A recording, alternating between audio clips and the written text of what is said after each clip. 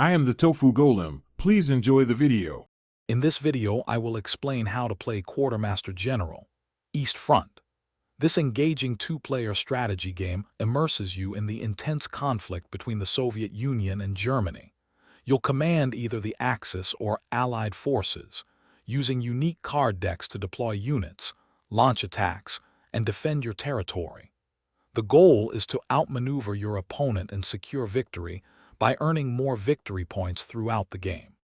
Setting up Quartermaster General East Front is quick and easy, taking only about 5 minutes. First, place the game board which depicts the Eastern Front.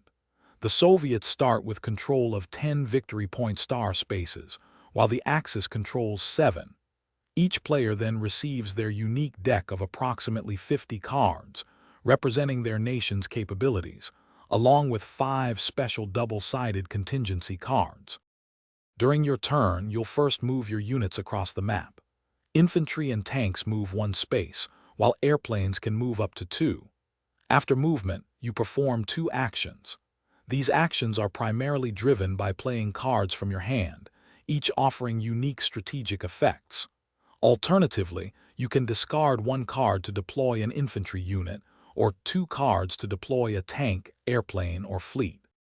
A critical aspect of the game is maintaining supply lines. At the end of each turn, any unit unable to trace a supply line to one of your supply points is immediately removed from play. Victory points are primarily gained by controlling starred spaces during 4 scoring rounds.